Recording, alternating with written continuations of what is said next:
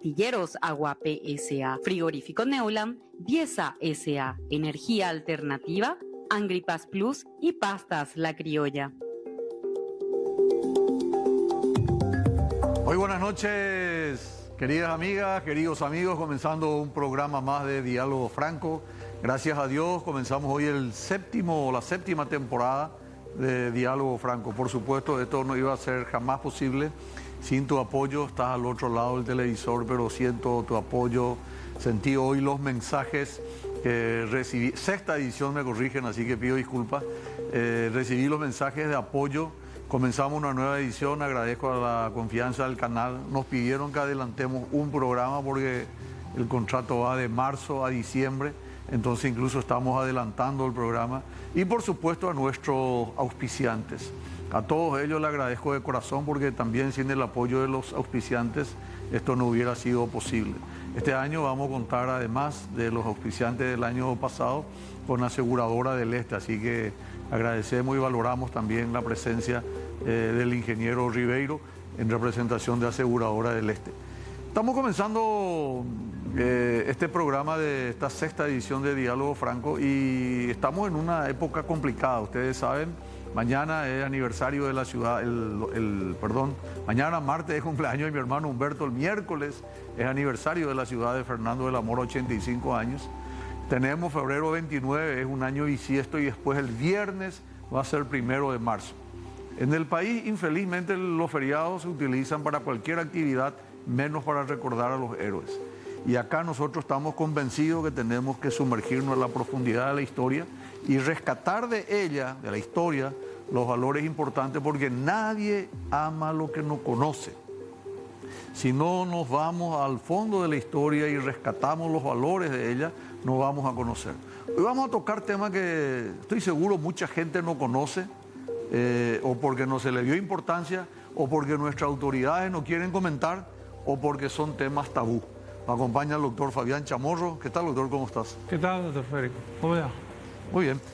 Me acompaña el doctor Fabián Chamorro, que va a estar con nosotros hoy para hablar de lo que ocurría antes de la muerte del mariscal, ya el 1 de enero de 1869 con la ocupación, la muerte del mariscal López y finalmente el periodo posterior a la muerte del mariscal Francisco Solano López.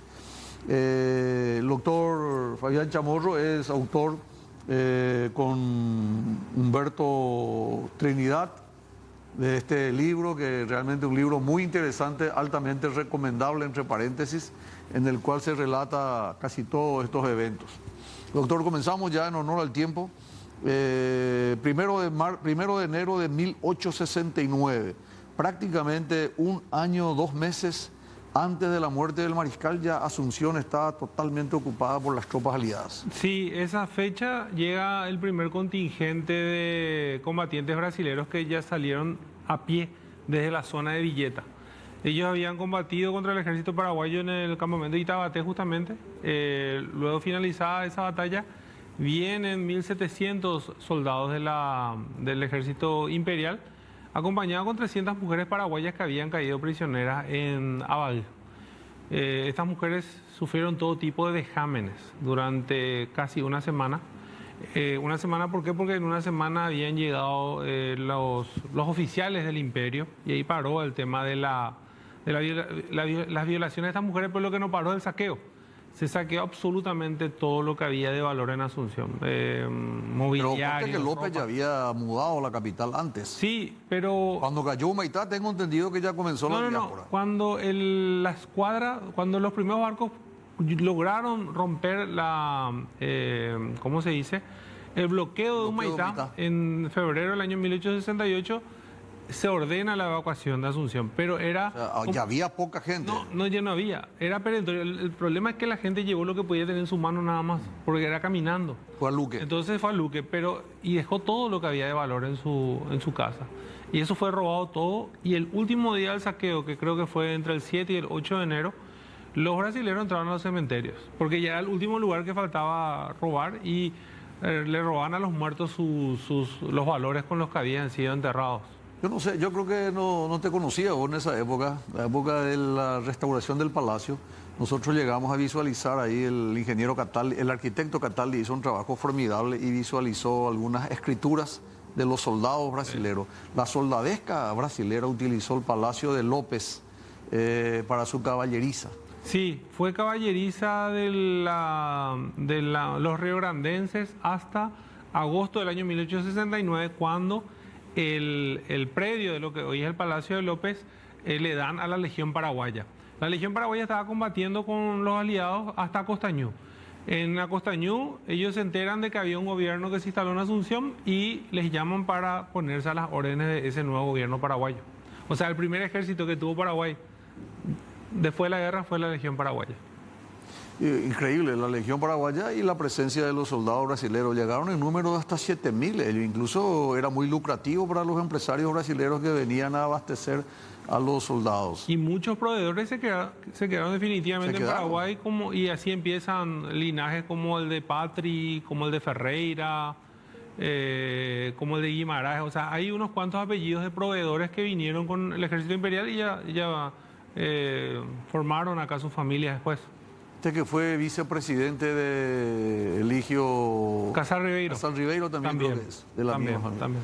Sí, muchos empresarios que realmente en honor a la verdad se quedaron y bueno, echaron raíces y estuvieron acá.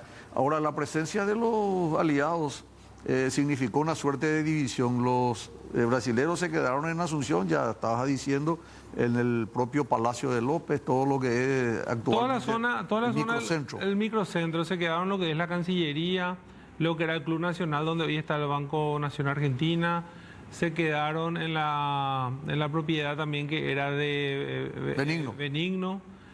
También en la del cuñado del mariscal. Benigno es lo que está sobre Palma, ¿verdad? La que está sobre Palma, casi Estrella, que es una construcción también hermosa. Todo eso se quedó a disposición de las fuerzas aliadas que fueron ocupando para diferentes... ¿Y los argentinos? Los argentinos también. Los argentinos tomaron justamente, ese fue el hospital argentino, la propiedad de Venancio. Los argentinos se quedaron hasta el 72. Los argentinos se pelearon con los brasileros cuando Brasil firma de manera unilateral el Tratado de Límites con Paraguay. Entonces se van a Villa Occidental, lo que hoy es Villa Hayes, y se instalan ahí. Y dejan acá un contingente menor de 100 soldados aproximadamente. En la zona de Trinidad. En la zona de Trinidad. Y el resto se va, aproximadamente 2.000 hombres se van a tomar lo que hoy es Villa Hayes. Sí, pues ellos designaron un gobernador, lo consideraban como una provincia prácticamente. Ya era parte del estado del Chaco. Trajeron un gobernador, que el primer gobernador creo que fue Bedia, y después a partir de ahí hubo otros hasta que ese territorio quedó en poder de Paraguay. Y todo lo que había, las iglesias, no perdonaron mujeres, no perdonaron nada. Nada, absolutamente nada. Todo lo que había de valor llevaron... echaron todo el progreso paraguayo, todo lo que Paraguay podía usar para volver a levantarse. Dinamitaron Uruguay, la fundición, desarmaron el astillero y arsenal que estaba en lo que hoy es la Loma San Jerónimo, robaron hasta el ferrocarril, y cuando se dieron cuenta que tenían que usar el ferrocarril para seguir con la guerra, porque el ferrocarril les permitía llegar hasta Paraguarí, trajeron otros vagones y le cobraron al Estado paraguayo también. O sea, le destruyeron a Paraguay demográficamente. Literalmente le esquilmaron, nos esquilmaron. Así mismo. Bueno, doctor, esa es una parte lamentable de la historia, pero por supuesto es nuestra obligación conocer. En ese momento las tropas aliadas, los brasileños, los argentinos tenían mucha influencia. Los políticos de turno le ponían la bendición y al que el Brasil le daba la bendición, ese es el que seguía adelante. Los gobiernos en su totalidad fueron de ese tipo en la primera época. Todos los gobiernos a partir del triunvirato ya fueron digitados por Brasil. Argentina fue perdiendo poder por el hecho de que tenía un contingente menor de hombres en territorio paraguayo y ellos estaban muy enfocados en el tema de quedarse con todo el Chaco. Entonces Asunción se quedó a merced de los brasileños y los brasileños fueron los que manejaron políticamente Paraguay esos años. Y Brasil se aprovechó del momento, el famoso tratado Loizaga-Cotegipe se hace en condiciones subóptimas, prácticamente se le quita de lado a Falcón, que era una persona insobornable, y lastimosamente se aprovecharon de Carlos Loizaga. Él firmó el tratado. Él termina firmando el tratado que Falcón había dicho en su momento que ningún paraguayo iba a animar a firmar, y se animó. Él se renunció porque dijo, no voy a llevar, no voy a cargar estas responsabilidades por vida. Él tenía la teoría, él dejó unas memorias, él tenía la teoría de que si Paraguay era obligado a firmar el tratado, alguna vez Paraguay podía reclamar nuevamente ese territorio. Era Incluso inteligente, dijo que pero... podía haber perdido todo también. Sí, podía haber perdido todo, pero los brasileños rápidamente encontraron la forma de sobornar a políticos paraguayos. Yo creo que eso es lo que hasta hoy en día el gobierno brasileño sigue escondiendo. Nosotros cuando hablamos de archivos, no hablamos de archivos paraguayos en Brasil, hablamos de archivos brasileños sobre ese periodo de la guerra y posguerra que nunca se abrieron. Y esa es una teoría mía en función a lo que pude conocer después de los manejos políticos de aquella época, que probablemente haya habido sobornos para parlamentarios paraguayos para aceptar el Tratado de Límites con Brasil. Tocaste muchos temas y me gustaría ir de a poco desagregando eso, doctor. Sí. Atendeme bien, vamos por parte. En primer lugar, es cierto, el famoso archivo Río Branco, bueno, nosotros también le cambiamos de nombre y le pusimos República del Paraguay. Porque fue para mí una afrenta. Una afrenta, que vos vayas y leas la historia del Paraguay.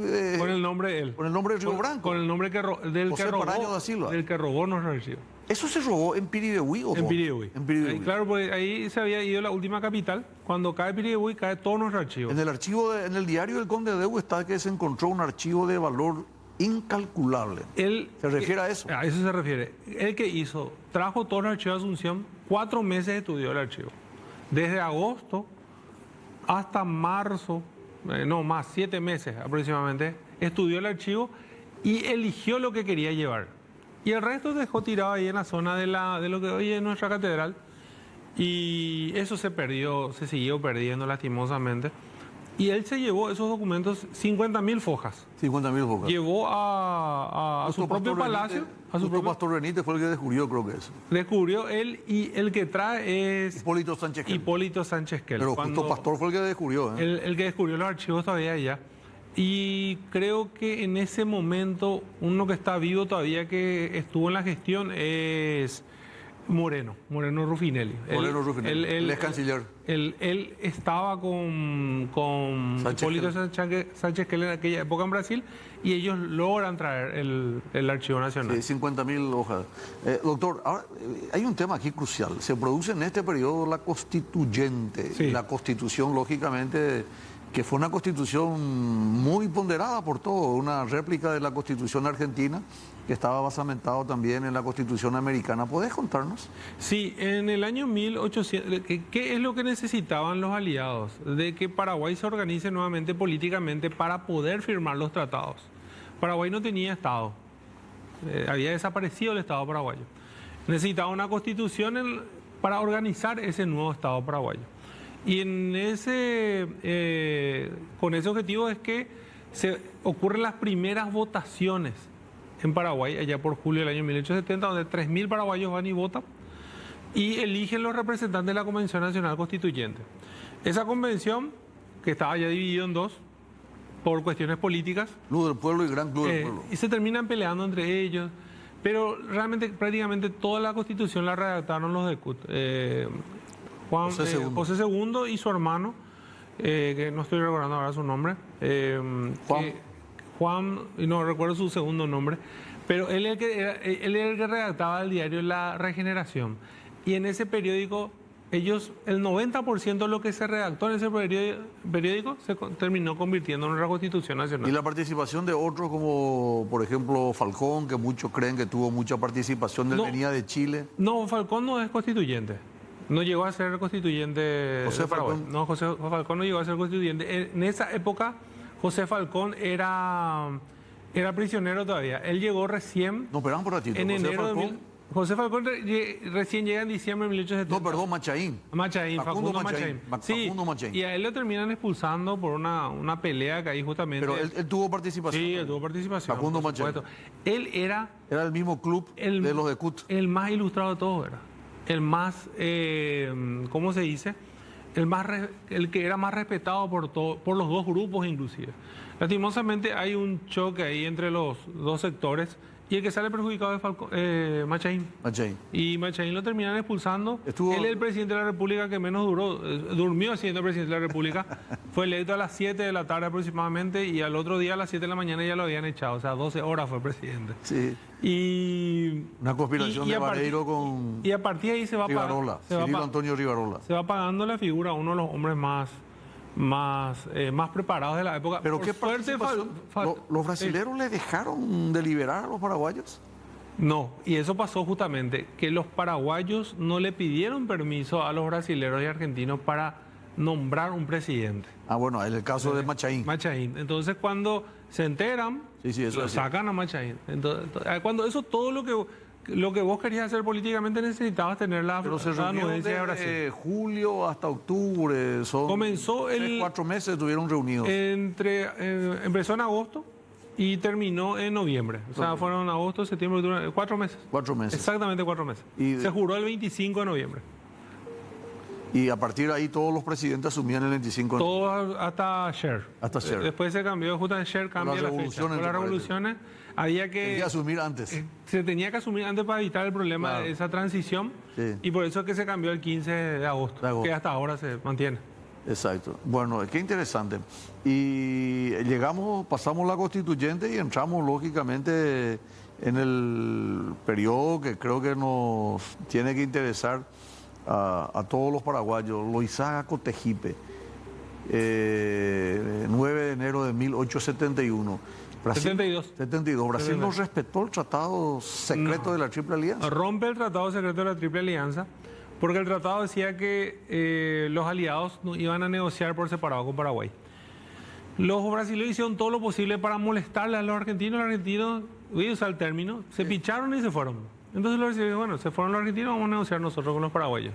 Y no fue negociación también, tampoco, o sea, fue una imposición, el tema de territorio, que se quedó, así como decía el tratado secreto, se quedó para Brasil el territorio, 65.000 kilómetros cuadrados de tierras ricas en yerbales, tierra que podía servir para la ganadería y que era muy importante para la defensa nacional, aquella época donde las guerras se hacían por tierra. Entonces, Le faltó algo más importante todavía. ¿En qué? Itaipú.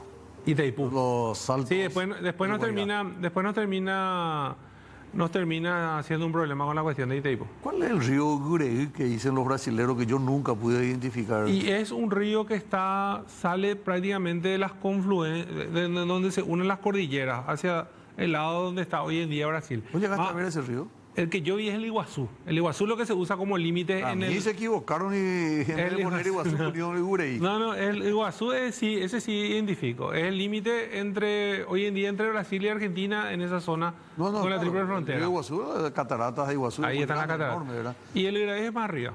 Ahora, eso es importante, doctor, y nos vamos a este primer corte. ¿Por qué es importante? Porque, ¿cuál es la cámara que tenemos ahora? Esta cámara. ¿Por qué es importante? Porque lo que nos está contando el doctor Fabián Chamorro nos afecta a nosotros hoy día. Cuando José Mauricio Wenderley, varón de Cotegipe, viene al Paraguay, viene obligándole al gobierno paraguayo a firmar ese tratado de límite. Y en ese tratado de límite nada más ni nada menos que se define los límites actuales del Paraguay con el Brasil en los saltos del Guairá. Y esos saltos son nuestros. Hay un libro realmente invaluable del doctor Efraín Cardoso, 2 libros en realidad, 20 preguntas sin respuesta sobre los saltos del Guairá y algunas cuestiones que hacen relación a 20.000 hectáreas que quedaron hoy en 200 hectáreas todavía en litigio. Eso no corresponde a nosotros, no corresponde a los paraguayos. Los saltos del Guairá son nuestros. Los brasileros son dueños de una parte que no representa el 50%. Y cuando se hace Itaipú, y inclusive, doctor, vos sabés, Ibarra Mangabeira, trataron los brasileros de hacer prácticamente cuando Paraguay ya estaba yéndose al Chaco para la guerra. En ese momento intentaron. Y aún ahí no pudieron demostrar que los saltos sean de ellos. Sí, inclusive en ese momento pudieron haber dicho que los saltos eran de ellos y no lo hicieron. permitieron que durante 30 años delimitadores de Paraguay y Brasil trabajen por toda esa frontera. Y cuando se dieron cuenta de que con la tecnología ya de la década de 1960 se podía exactamente ver cuál era la cumbre real que se usó como especie de referencia para saber quién eran los saltos. Cuando trazaron, se dieron cuenta que todo estaba dentro del territorio paraguayo. Y ahí desconocieron los 30 años de trabajo prácticamente. Dijeron, no. Hay dos personas, Ortiz primero, que fue un capitán de navío en la época de López Inmediato, Pon López Inmediato, y después ya en la época del 30 con el presidente Eligio Ayala, José Patricio Guyari, el otro que no me acuerdo ahora. Pero ¿a qué quiero llegar, doctor? Y que en estos momentos se está haciendo la revisión del anexo C de Itaipú. En este momento se está haciendo la renegociación. Esos saltos fueron nuestros. Son nuestros. No hoy desaparecieron. No, pero viste que hoy desaparecieron. El tratado pues dice que somos, ¿cómo se llama? Condominio. El condominio, pues no hay es de los dos todo. Sí. No, hay una línea ahí. Y esos saltos son enteramente nuestros. Sí, no, por eso decía, resulta que los saltos, en realidad en primer lugar no son 7 como... No, son muchos más. Son más de 42 saltos. Son muchos más. Y había uno que era una señal, el quinto salto, que era como una señal luminosa, fija, estática que estaba ahí, que llamaba poderosamente la atención. Era como un relámpago en un cielo estrellado. Ese quinto salto, el más grande de todo, era el límite entre Paraguay y Brasil. Y los brasileños nunca, jamás pudieron demostrar que es de ellos. Entonces, esos saltos no correspondían a nosotros. Se hace Itaipú, se inunda el canal. Dio hoy un programa muy interesante. Esta mañana hemos visto en el programa de Carlos Troche un documental que hizo C9N. Eso no corresponde a nosotros. Por eso tiene mucho más vigencia este tratado y la forma en que lo está relatando, porque se está haciendo la revisión del anexo C de Itaipú, en el cual el Brasil tiene que reconocer que eso es propiedad de la República del Paraguay. Vamos a un pequeño corte, vendemos y regresamos inmediatamente con nuestro invitado, el doctor Fabián Chamorro.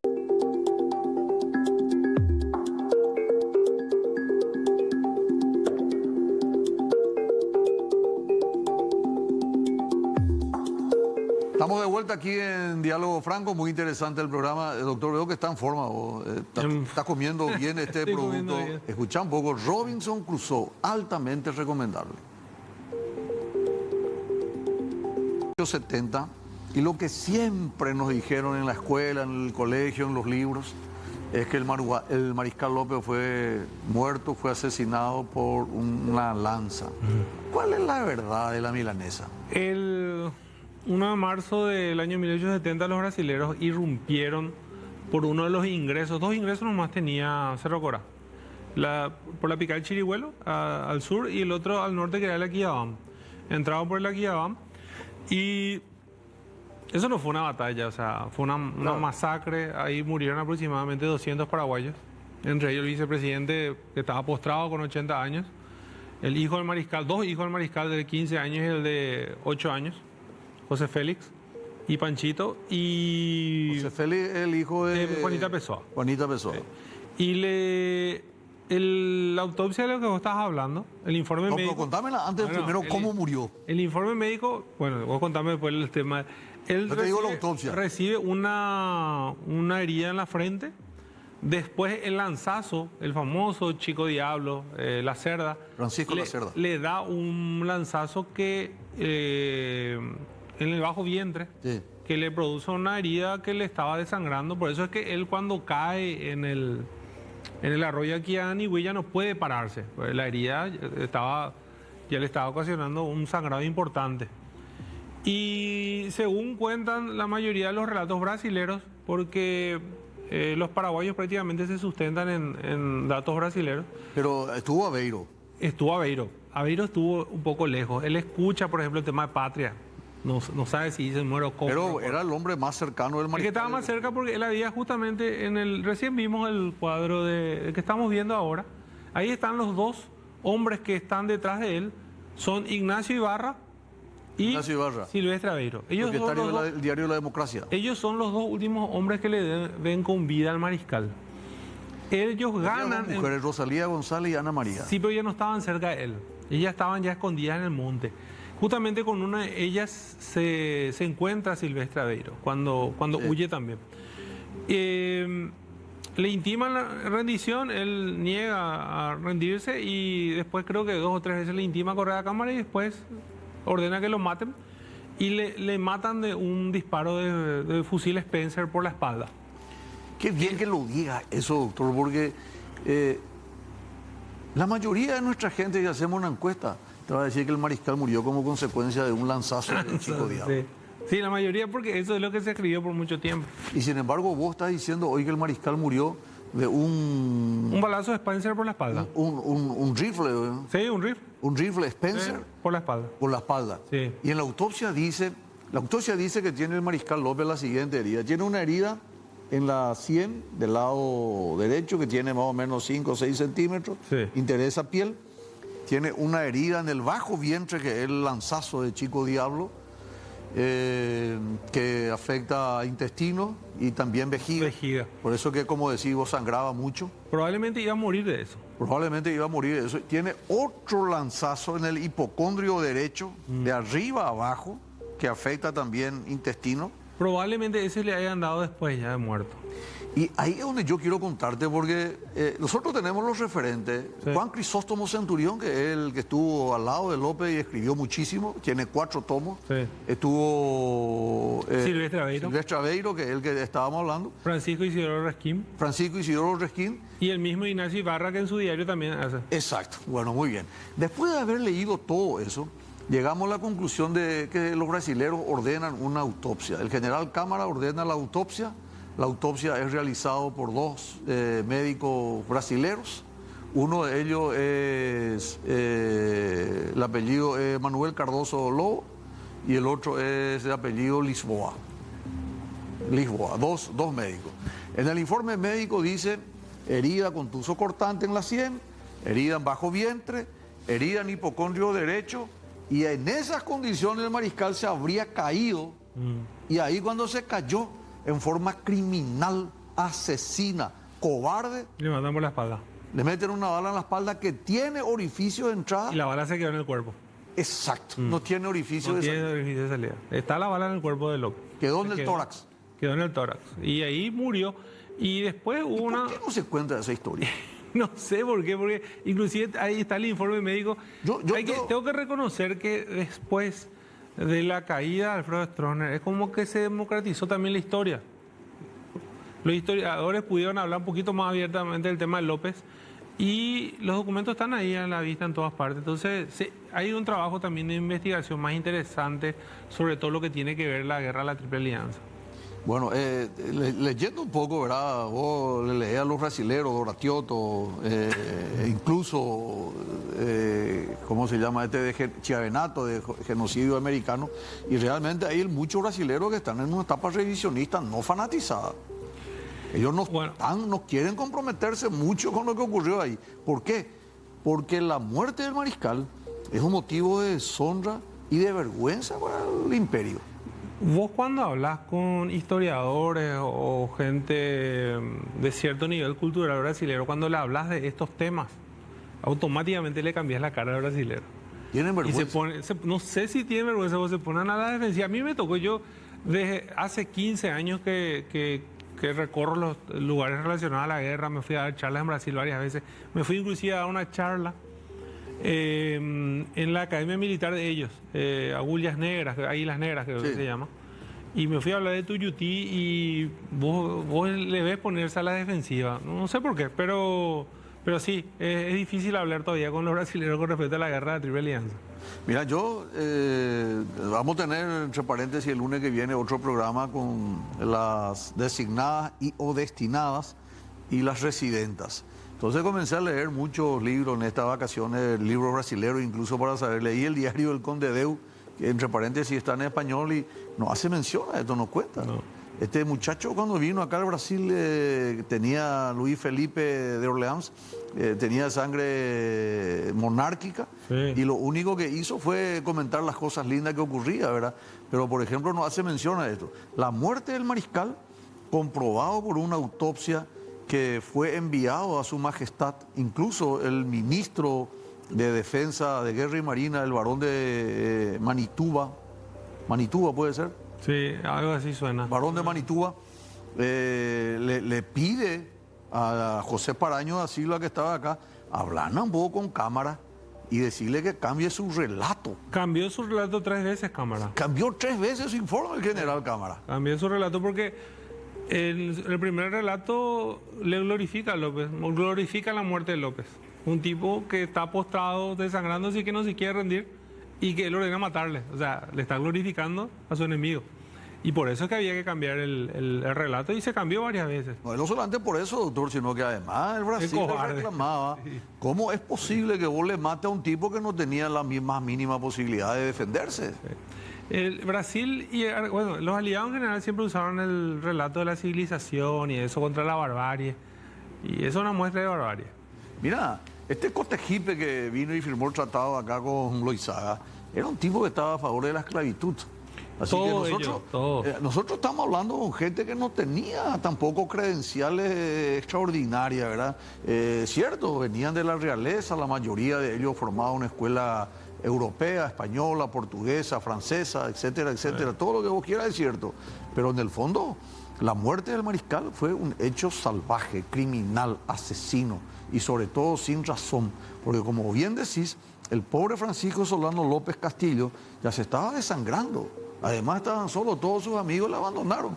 Y le dan 2 lanzazos y además un tiro de gracia que fue a corta distancia porque dice el informe de la autopsia que tenía tatuaje. Quiere decir que fue a 7, 8 metros. Cerca de él. Claro. Sí, cerca de su... Sí, y después profanaron el cuerpo. O sea, Lynch es la que pide, por favor, que dejen de bailaron encima de su abdomen. Estaba todavía el cuerpo postrado en la tierra y bailaban, se subían encima de y él. después recién le entierran bien. Que lo hace un coronel paraguayo de apellido Cabriza. Lino Cabriza. Pero también ayudó la esposa. Sí, de hecho ella es la que hace que pare lo que le estaban haciendo a López.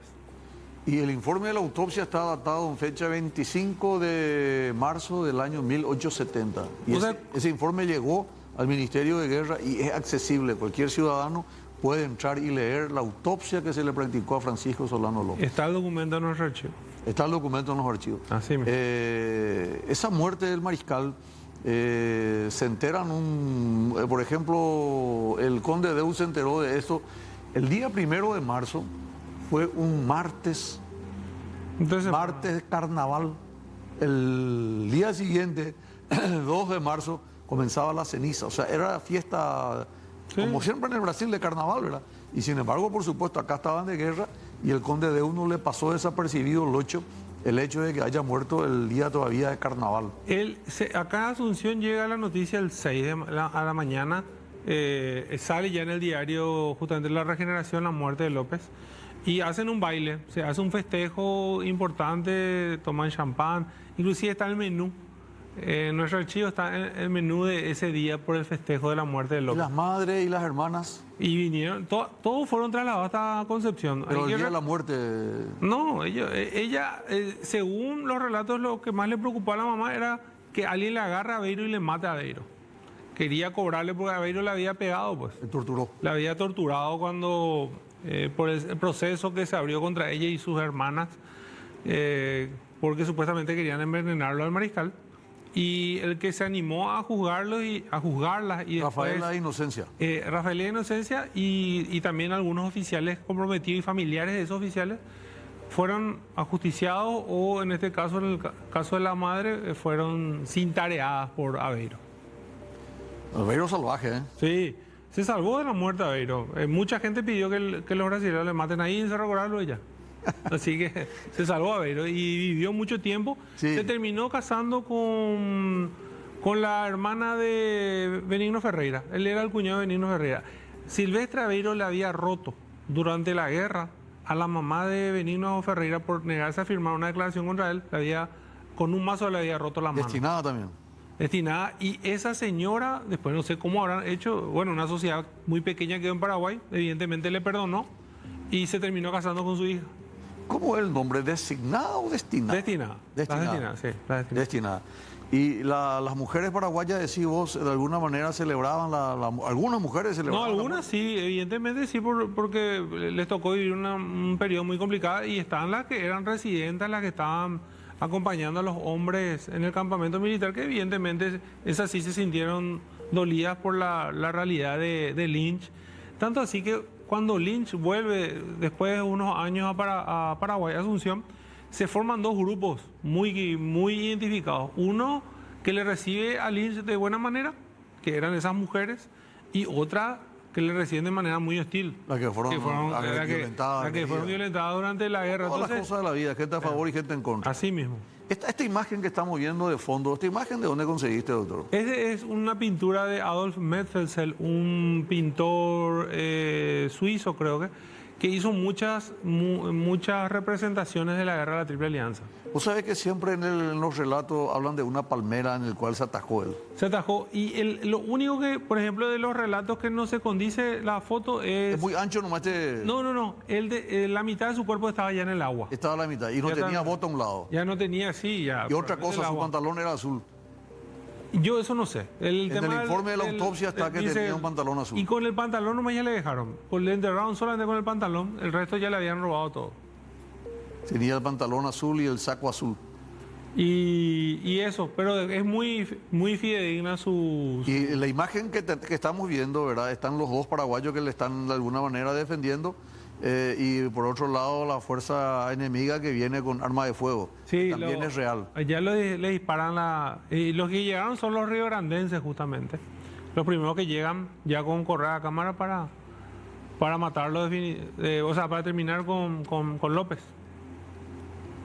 Bueno, nosotros vamos a otro corte y regresamos ya a la parte final de la programación del día de la fecha. Francisco Solano López, 1 de marzo, murió como consecuencia de un tiro por la espalda en forma criminal, cobarde, asesina de parte del ejército brasilero. Asunción ya cruzó el río. En la Parte final de la programación del día de la fecha, estamos con el doctor Fabián Chamorro hablando un poco de nuestra historia, lo que debemos conocer los paraguayos. Hablamos de lo que ocurrió en el periodo de ocupación de la Fuerza Aliada, hablamos de la muerte del Mariscal López y ahora vamos a hablar de lo que ocurría luego de la muerte del Mariscal López, los gobiernos que se sucedieron en el Paraguay. ¿Qué ocurrió después de la muerte de López, doctor? Y a partir de la reorganización del triunvirato y la redacción de la Constitución comienzan los periodos presidenciales. El primero fue Cirilo Antonio Rivarola, ya en 1870, y a partir de ahí... ¿O considerás nonato lo de Facundo Machaín entonces? No, porque no era todavía, la Constitución no estaba en vigencia todavía. Él pues fue durante el periodo de la Convención. No existía en la Constitución. Pero asume Rivarola inmediatamente en reemplazo de él. Sí, pero después cuando la Constitución es jurada, también... Pero en el Palacio está la foto de Facundo Machaín. Y sí, yo creo que se merece, pero no está nomás en ese periodo constitucional, nomás digo. Es más, justamente este año, el año pasado cuando asumió Santiago Peña, había ese, ¿cuánto lo era? 50, 51, porque mucha gente no le contó a Machaín. ¿Te puedo hacer un comentario sobre Machaín brevemente? Sí. Facundo Machaín algún día tiene que ser reconocido y valorado por lo que hizo por el Chaco. Sí, o sea que no hay ninguna calle, mucho menos una ciudad que lleve el nombre, y mucho de lo que tenemos en el Chaco actualmente se lo debemos a Facundo Machaín. Algunos de estos puertos sobre el río Paraguay, porque justamente lo que él cuando terminó negociando del Río Verde para Valle Negra, se quedó para Paraguay. Yo creo que en ese trecho había que poner algo con su nombre porque se merece, sinceramente. Cuando hablemos del presidente Gil le vamos a citar a él porque en esa época donde tuvo mucha participación él. Y Juan Bautista Gil fue el presidente... Pero estamos Jovellanos, Cándido, primero Cirilo Antonio Rivarola. Después de Salvador Jovellanos. Y después de Salvador Jovellanos que le tocó un periodo muy complicado por el tema de las revoluciones. Lo que pasa es que Brasil es... 4 revoluciones tuvo, ¿eh? No, más. 71 ya fue... No, sí. Fue contra Cirilo Antonio Rivarola. Después ya fueron todos contra él. Y supo aguantar con Benigno Ferreira 3 revoluciones. Y la cuarta es donde ya se suma Gil. Y Gil no solamente tenía un poder económico y político muy importante, sino también tenía la anuencia de Brasil. O sea, Brasil era tenía brasilerista. era un favorito de Brasil. Sí. Y él solventa la última revolución de Caballero en el año 1874 que termina triunfando. Para atender, los brasileños no permiten que le echen a Jovellanos. Pierde en el plano militar, pero no permiten los brasileños que le saquen. Entonces los brasileños le dicen, bueno, ganaron ustedes, siéntense, van a negociar, van a ver cómo van a gobernar. Y se reparten los cargos. Van a compartir los ministerios. Se repartieron los ministerios cuando eso eran 5 nada más, y las jefaturas políticas, que era el intendente, que era la función que tenía no solamente cuestiones administrativas, sino también tenía la policía, todo eso local. Entonces era la persona más importante dentro de cada distrito. Y eso negociaron. Y a partir de ahí ya comenzó otra pelea. Termina Jovellanos su periodo y sube Gil como presidente de la República. Y Juan Bautista Gil es el primer paraguayo que fue sometido a juicio político, por ejemplo, siendo ministro de Hacienda. Siendo ministro de Hacienda de Jovellanos. Siendo ministro de Hacienda de Jovellanos, justamente. Y después... miento. No fue de Jovellanos, fue de Cirilo Rivarola. Sí. Y después, siendo presidente de la República, hay muchas críticas a su gestión porque él tuvo en su momento que ver también con el Tratado de Límites, porque él era presidente del Congreso cuando se firma el Tratado de Límites con los brasileros. Y él vira, el de Pro Brasil, cuando se estaba por ir los brasileros, se dio la vuelta por Argentina. Y según la mayoría de los escritores argentinos, fue por una coima, fue por un dinero. Está documentado, esos patacones. Patacones. Autores argentinos dicen eso. Patacones. Que le dieron un buen dinero para que se cambie. Patacón era la moneda de esa época. Y de la provincia de Buenos Aires. Porque Argentina siempre tuvo ese proceso también en el que le costó unificarse por completo. La guerra de Triple Alianza le ayudó mucho a Argentina para unificarse. Pero bueno, el tema es que se ganó muchos enemigos Gil a lo largo de su periodo político, no como presidente de la República, que cuando se fueron los aliados se fueron cuando se terminó la cuestión del límite. Cuando terminó la cuestión del límite. Un poquito después. Y Argentina, no, con Argentina fue en febrero, 3 de febrero del año 1876. Y en mayo avisan los brasileños que se van. En mayo de ese año. Pero se van el 22 de junio. Todos se van el 22 de junio. El último contingente que ya se va y se queda ahí en la zona de Corumbá. Argentina se quedó un poco más. Sí, porque se quedaron por el Chaco, pues. Porque el Chaco todavía no... esa porción de tierra entre el Río Verde y el Río Pilcomayo quedó bajo arbitraje, pues. Y hasta que terminara el arbitraje de Rutherford Hayes, ellos se quedaron. 79. Y en el 78, noviembre del 78. Pero en enero recién llega la publicación acá. Y en mayo entregan el territorio. En mayo entregan, sí. Definitivamente el 79. Y ahí termina la ocupación de tanto la región oriental como la región occidental. Bueno, el tema es que Gil se quedó con muchos enemigos durante ese periodo de la ocupación. Y él se quedó sin protección cuando se fueron los aliados. Y le mataron. Había un grupo, sobre todo encabezado por Juan Silvano Godoy, que era un hombre que desestabilizó la política paraguaya desde la Convención Nacional Constituyente de 1870. Y porque él crea el Colegio Nacional el 4 de enero de 1877 y después el 12 de abril ya muere. Le matan el 12 de abril y después eso genera un también... lugar céntrico, ¿eh? Le matan ahí sobre lo que hoy es presidente Franco e Independencia Nacional. Ahí mismo le matan. El laboratorio catedral. Ahí le terminan matando a Gil de un escopetazo. Y a partir de ahí, la inestabilidad que dura hasta el gobierno de Caballero prácticamente, hasta el gobierno de Cándido Vareiro, porque con Cándido Vareiro también ya se apaciguó todo. Después termina muriendo durante su periodo presidencial y con un golpe sube Caballero en el 80, en 4 de septiembre del 80. Sí, golpe de Adolfo Saguier.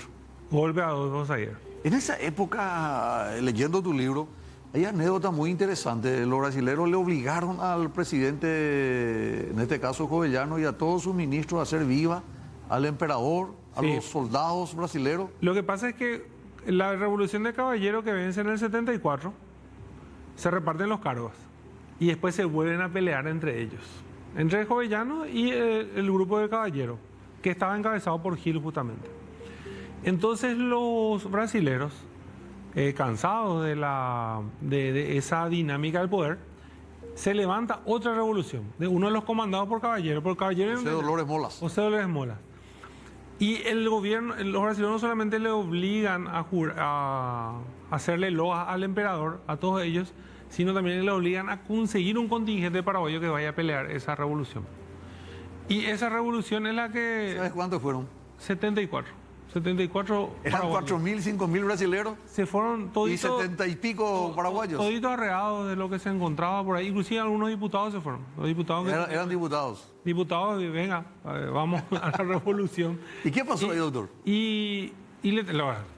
No había posibilidad de pelear contra un contingente tan grande, perfectamente entrenado como los El brasileños. varón de Yaguarón le convocó. Le hizo una arenga. Yaguarón le hace una arenga. Él era el militar más importante de la ocupación brasilera, Guimarães. Y él comanda la tropa, divide en dos, deja una parte en Trinidad y la otra va a pelear hacia la zona que hoy sería la zona de Ñuguazú, donde está el viaducto, lo que une Asunción con Luque. Y los paraguayos deciden retroceder porque eran 500 hombres mal armados.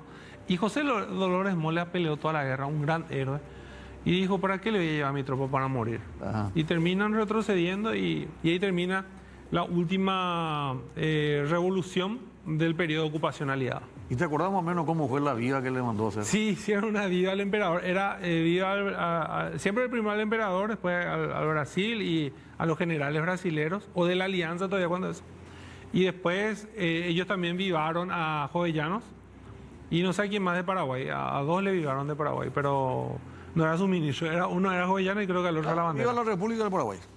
Viva la República, ni siquiera Jovellano, viva la República del Paraguay. Y hicieron eso. ¿Y quiénes estaban ahí? ¿El presidente Jovellano y los ministros? Jovellano y los ministros eran cuando eso. Caballero era... ¿Caballero le hizo viva al Brasil? Sí, le hizo bien. Sí. Caballero, ¿Seguro? sí, seguro. Caballero, después estaba Sotera, que era el único ministro que puso Sotera Jovellana. y por supuesto Francisco estaba Sotera, Juan Bautista Gil y su Juan primo Bautista Uriarte. Gil, Uriarte y el último no estoy Y recordando. te falta el general Escobar. No, Escobar era lo que sería hoy el comandante de la policía. Cuando eso. Él recién fue ministro. Entonces era Serrano. A partir el primer ministerio de Serrano. Serrano. Sí. El primer ministerio de Patricio Escobar es recién en el gobierno de Caballero. Caballero. Bueno, tenemos que irnos, doctor. Gracias por estos minutos, muy ilustrativa, muy clara la explicación. Repito, los paraguayos de aquí a poco vamos a participar en la renegociación del Tratado de Itaipú, la revisión del anexo C, y tenemos que tener muy en cuenta que nosotros fuimos muy perjudicados en nuestro territorio, en nuestra propiedad. Hasta hoy, gran parte de lo que es la unidad de binacional Itaipú en Salto del Guairá está dentro del territorio paraguayo. El búnker donde se instalaron ellos, lo que era conocido como la zona de Saltos del Guairá y que los brasileños ocuparon en Puerto del Renato, está en propiedad del Paraguay. Y eso es nuestro, nos corresponde a nosotros. Por eso es importante este programa más que nunca recordar. Y, repito, sacar de ella para no cometer los mismos errores. Nosotros tenemos que reclamar lo que es nuestro con firmeza, con vehemencia, con respeto, pero sin recular, sin retroceder. Retornamos el próximo lunes, si Dios permite. Muchas felicidades a mi querida Fernando de la Mora, que está de aniversario de 85 años, este 28 de febrero. Gracias, doctor. No, gracias a vos por la invitación y nos vemos oportunamente para la hora de historia. Vamos a tener novedades. Yo te cuento que vamos a tener novedades, así que probablemente vamos a hablar con mucha frecuencia sobre temas que nos gustan, sobre temas de la historia. Muchas gracias, agradezco a Dios. Retornamos, si Dios permite, el próximo lunes con más Diálogo Franco.